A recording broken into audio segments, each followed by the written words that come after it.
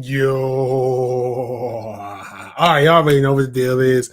What's up, everybody? Welcome to another installment of BrickWall Reviews, or as we call it for the month of October, BrickWall Horror.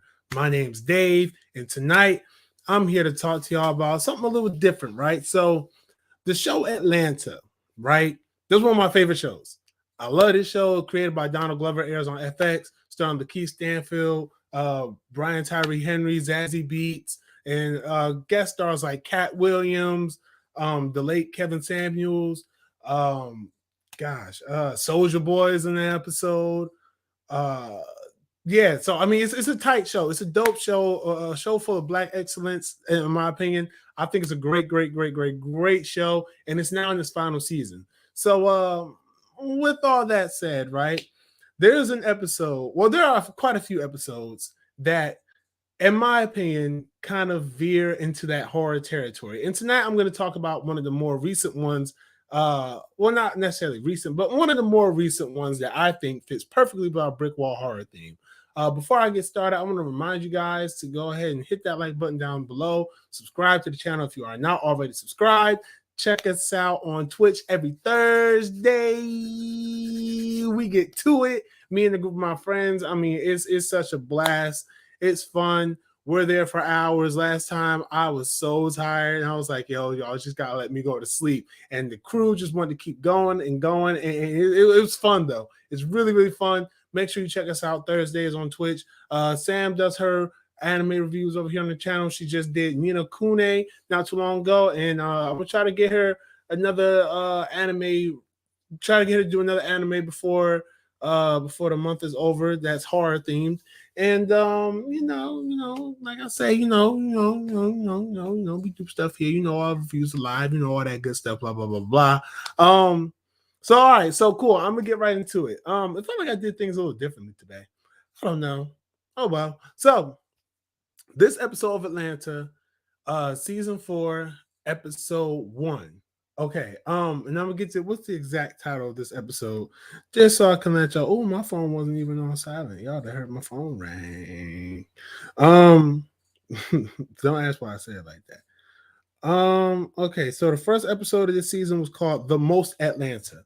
So this episode has to do I can't really give a brief synopsis of Atlanta because I'm not good at that because we'll be here longer than I want to be. But it pretty much follows Brian Tyree Henry. He plays Paperboy, who was in the first season he's an up and coming rapper, but by this season he's an established rapper.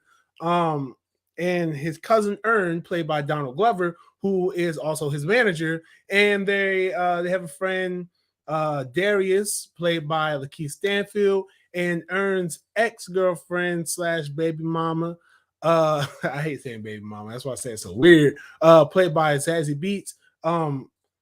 That's the only cat. Why Vanessa? Yeah, because I was like, I knew it started with V. Her name is Vanessa, and they have a daughter named Lottie. So it's pretty much just about like their adventures, so to speak, in life. With this life and everything. It's a comedy. It's really funny. A lot of episodes are really funny, and a lot of episodes are just really good entertainment. But this season here is the last season. The 4th season is the last season. I'm gonna miss this show a lot. I've missed it in the time that was off air. I'm so glad it came back. We got 2 seasons this year, season 3 and 4. Season 3 early this year, season 4 currently airing. So with this episode, it follows each character, each one of the main trio, which will be Donald Glover, Lakeith Stanfield, and Brian Tyree Henry, aka Paperboy, Darius, and Ern. They each have their own story, and they all kind of comes together by the end of it. So just to give you a brief look at what each storyline is. So Ern, he is no. Matter of fact, I'm gonna start from Paperboy. So Paperboy, he is going on a scavenger. He ends up going on a scavenger hunt for a late rapper of his named Blue Blood, who is obviously a nod to MF Doom. Meanwhile, Darius, and the episode actually starts with Darius. He's just trying to get away from a crazy lady in a wheelchair, which I'm going to explain that in just a minute. And Ern, his storyline, him and Vanessa, they're trapped in hold on, let me get the exact name of this place. I had to look it up, make sure. They're trapped in Atlantic Station in Atlanta, and something fishy's going on there. So obviously the least horror centered part of this is Paperboy's story, because he's just going on a scavenger hunt trying to figure out what it is that his favorite rapper is leading him to, right? So while we're getting that, this episode actually opens up with Darius going into a store that looks a lot like Target, but obviously for marketing reasons they can't really say it's Target. And Target is being looted. So this is kind of a reference to the 2020 riots and looting that was going on in different places like that. During the whole Black Lives Matter movement and all the different weird things that was going on in 2020. So it's set obviously during that, and Darius is just trying to return an air fryer. He's not able to return that air fryer, but then while he's trying to leave the store, it's this white lady in a wheelchair, which is a reference to a real life thing that happened. That I don't know too much about, so I'm not even going to try to explain it. But it's this white lady in a wheelchair, and she's stopping everybody from getting out of the store, saying, "Take all this stuff back, take all your stolen loot back. I'm not letting anyone leave the store." And everybody's like, "Man, you bullshit. We're gonna get out of the store anyway." And all of a sudden, she pulls out a knife. Darius is already outside of the store by the time she pulls out the knife, though. And so she comes wheeling out on the wheelchair. It's like an electric wheelchair. So it's like scooting out. And like she starts going after Darius, who has his air fryer that he was just trying to return. He didn't steal it. She's thinking he stole it. And she just starts chasing him with the knife in hand, moving through the wheelchair, going like the whole time, right? Let me explain this story. And this is why I'm putting this in horror. So you can say it's like a horror comedy, right? So it was something about the way this lady scooted in this damn wheelchair that was both frightening and absolutely hilarious. I mean, every time Darius thought he was as far away from this lady as possible, here she comes whirring. You hear like he got back in the car with Paperboy. They're stuck in traffic. Mind you, he's mad far from the store at this point, right?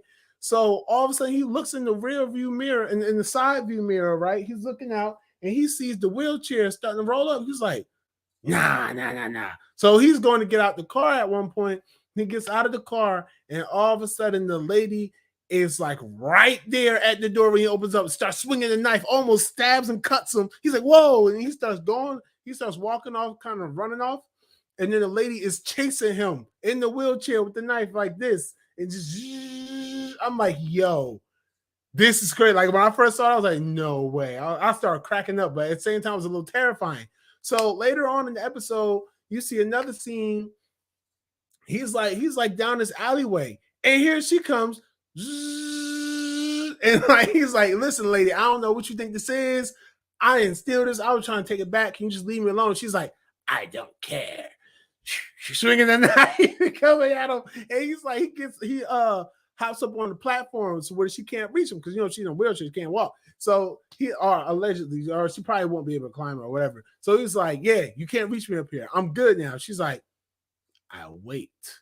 And when she said that, I was like, oh, this bitch crazy. So he's gonna start booking and trying to run, yo. So it's like, and then at the end, I'm not going to, matter of fact, I won't spoil the end of the episode yet, right? Because it's, if you're a fan of Atlanta, you've already seen this episode.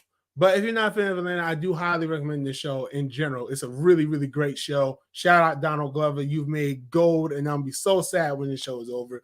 But yeah, so like, so that's the thing. It's like there's something about her in that wheelchair was horrifying, right? Because like I said, it's just this one white lady in this wheelchair with a knife just coming at you straight face and all, determined to stab you. Like, just imagine, can you just imagine that you spend your whole day, like right now, I'm talking about this, I'm like, yo, I'm low-key listening out for a wheelchair outside of my house, outside of my door. I'm like, yo, okay, I hope she don't come here to knock on my door. Here she come. Like, yo, that it was something a little unsettling, very unsettling about that. So putting Darius's story on hold for right now, because it does come back into play, but that's essentially the whole thing. Now let's get to the real reason I felt like this episode does classify or could be a part of BrickWall horror, is because of Ern's story. So, like I said, they're in Atlantic Station in Atlanta, and so when they get there, him and Vanessa. I didn't mention Vanessa was with him, but they get there. They're gonna just do a little bit of shopping and everything. Nothing major. So they gets there, and Ern runs into an old girlfriend. Okay, one that's cool. That's interesting. All right, cool. Then he runs into another one. Then Vanessa runs into an old ex-boyfriend. But then she mentions that the last time it's mentioned in the episode that the last time that she saw him was for a what's the artist? Oh, see, I can't remember the artist. Kid Ink. It was Kid Ink. It was a Kid Ink concert. Was the last time she saw him, and she was like, "But that was over 10 years ago." And so it's like he was working here then. He's still here now. And so as things progress, you find out they're walking through this town and they're starting to point out that they're seeing people that they used to date, the people they used to see, like, yo, I saw this person back in 2010, back in 2014. Last time I saw them was 2012. We talked for 6 months. We went on a couple of dates, blah, blah, blah. Like, wow, everyone's still here. That's so weird, right? So they're like, yo, we got to get out of here. This is too weird. If something's not right about this place, we got to get out of here, right? So they go to the parking lot. They're trying to find their car. I can't find the car. So then they run into the first ex-girlfriend that Ern met up with, whose name is Kenya. And she's like, oh my gosh, Ern, it's been so long. I haven't seen you. He's like, I literally just saw you. She's like, what? It just gets so confusing in this place. She's like, I've just been here for a while. Pretty much alludes to the fact that she's been there for a while, practically forever, and has not left, has not been able to leave, and can't remember why she came there, and can't even remember that there's been how much time has passed. Like, is oblivious to that. So Ern and Vanessa are trying to get out of this place, right? They're trying to get out of here. They're trying to figure their way out, and it's just like they're trapped, right? So towards the end of the episode, they go through like this emergency exit door or something. And while they're there, the screen is completely black, right? The screen is dark. You don't see anything, but you hear them saying, oh, why is it so wet in here? Is that a carpet? Oh my gosh, what's going on? What's going on? So they end up coming out of a door that is that leads into the same place that Paperboy ends up at the end of the episode. I'm not going to talk about that whole storyline. That's not a part of the horror part of this story, but it is an interesting storyline. I do encourage you to watch it if you want to know what Paperboy's story is. So they Kenya ends up following them, was like, I had to follow y'all. So they get out and Darius gives Kenya the air fryer because she's like, oh my gosh, I was in there, forgot to buy a gift from my dad. Darius says, here, take the air fryer, right? So they're all leaving. They all, meaning Paperboy, Darius, Ern, and Vanessa, they all hop in Paperboy's car. They're about to head out. And so Vanessa goes, hey, Kenya, you need a ride? Kenya's like, no, my Uber is a couple of minutes away. I'm all good. So as Kenya's standing there with the air fryer, all you hear is the electric wheelchair. I was like, oh shit, Kenya's about to get snapped. Yo, listen, it may not sound like what I'm describing is like, well, what's so scary about that? It just sounds funny. It just sounds weird. It don't sound scary. It don't sound like it's any type of horror. It doesn't sound like it's any type of whatever. Why did you do that? You just want to talk about this episode. You didn't have to brand this BrickWall horror. You're a hack. You're boo this man. Boo. He's a poser. He knows no horror. How could he? He's just a weenie. A weenie. Okay. Don't call me a weenie. All right. That's number one. Number two, listen, this is an episode. Like I said, watch the episode for yourself. The vibe that comes off of this episode, right? So, like, y'all remember those Key and Peele sketches, right? Like, as funny as they were, they still had like a little element of horror in there, which is ironic because, well, no, not ironic, but which is interesting because Jordan Peele soon went on to direct some of the greatest horror movies of our time. That said, this episode does have that ominous feeling about it, right? From Ern and Vanessa being trapped in Atlantic Station to Darius having to escape this deranged lady in this wheelchair, wielding a knife, determined to kill him over an air fryer that he did not steal. And then the fact that the motivation for the air fryer isn't even just like it's not even about I think you stole the air fryer, you have to take it back, you have to pay for it. It's like, no, at this point, I'm just gonna fucking kill you. So it's really interesting the vibe that gives off. I was like, yo, this is hilarious, but this is unsettling. And one of the things about horror that gets me into that I like about horror when I watch a horror film or when I watch something that's deemed as a horror film is the unsettling nature, right? If it has some sort of an unsettling feeling, like for example, Chucky, right? Chucky is funny, but you can get these unsettling feelings in the right moments. But you can't, in the recent Chucky movies, you probably wouldn't even be able to fully deem them horror movies. Like the Chucky TV series, I have not started season 2, I will, but it's like, I think one of the things I talked about when I said this for the review of when I was talking about the first season when it first premiered was that the horror aspect is there, but it's a horror comedy. The slashing is there, the murder is there, the intimidations are there, so to speak. Intimidations, I know that's probably not the right word I'm supposed to use, but whatever. But it's like those elements are there, but the comedy and different things are put into the mix, right? And like I said before, Atlanta is primarily a comedy, right? It's primarily deemed as a comedy show, sometimes a little dramatic as well. But this episode, sometimes with comedy, you have to add things into it, right? And sometimes with horror, you have to do the same, right? I wouldn't expect Atlanta to make a full-on horror episode. Matter of fact, if you want to see a full-on horror episode of Atlanta, the Teddy Perkins episode in season 2 is actually pretty damn good. Pretty damn good. It's unsettling, right? It's a little weird. And I want to say which episode, because the episode this season of Atlanta that probably did a little bit better of a job of the horror theme than this one, which is Work Ethic, which is the 5th episode of the season, in which Vanessa takes Lottie to be an actress at what can only be described as a parody of Tyler Perry Studios in Atlanta, Georgia. When you see the episode, trust me, you will unmistakably realize that.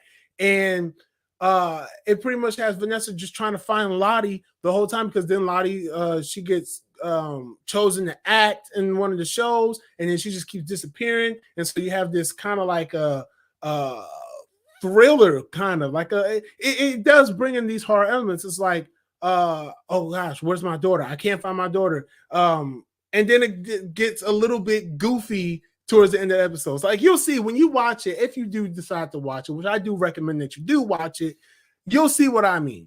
So all that to say that the unsettling nature, the fact that this is kind of the situation with the lady in the wheelchair is kind of based on a real life event, and the fact that it was executed so well, right? Like that could have, like you could see, I could see myself in a situation where it's like, wow, if I have to run from a lady in a wheelchair like this with a knife, I'm gonna be scared as hell too, and I'm gonna be like trying to figure out what's going on, and I'm going to be paranoid. And the performances of the actors, I don't need to talk about how great of an actor Zazie Beetz, Lakeith Stanfield, Brian Tyree Henry, Donald Glover. I don't need to talk about how great of actors they are. Come on, because we've seen them in some of the greatest movies of our time. We've seen them in some pretty great shit lately. You know what I'm saying?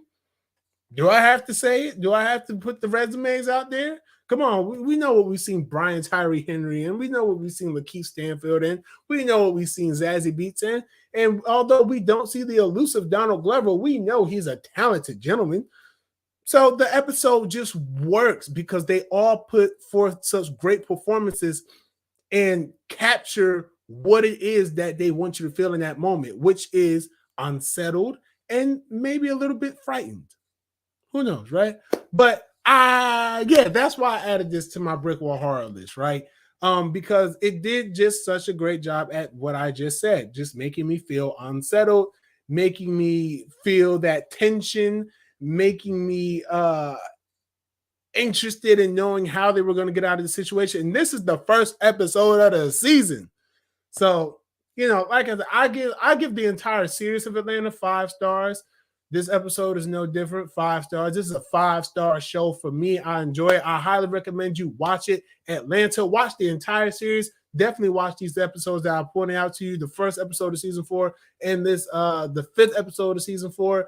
Watch all of season 3, all of season 2, all of season 1, and all of the rest of season 4. Like, Atlanta is a plus show. Hands down. One of the greatest shows on television right now. But like I said, it's on the BrickWall horror list as well, though, because the horror element in this episode. So thank you all for tuning in. I hope you enjoyed my review. I hope that if you do watch this episode, or if you have watched this episode, you kind of can see what I mean. If you have seen this episode, comment down below. Let me know what you think. If there was a better way for me to articulate this, because I'm no horror expert. I don't watch a lot of horror movies. They kind of bore me. But, ooh, that was controversial. But I do have some good horror reviews coming up. Werewolf by Night review is coming. Okay, it's coming. The rest of my She-Hulk series review, I'm not going to finish up talking about She-Hulk until next month. Okay, so next month, because I'm going to do something a little different with that. But next month, I'll be talking about what I thought about the second half of She-Hulk. I got some thoughts. Okay, I got some thoughts. So just be ready. But Werewolf by Night review is coming. I'm going to be talking about Grim Cuddy. I'm going to be talking about Hellraiser. I'm going to be talking about Halloween Ends. I'm going to be talking about this movie on Prime that I can't remember what the name is, but it's a horror movie and it looked really, really interesting to me. There's a couple more things on Hulu, a couple more things on Netflix. It's a whole lot. I'm about to do a content dump. I'm about to do a whole content dump for Halloween for the rest of BrickWall Horror.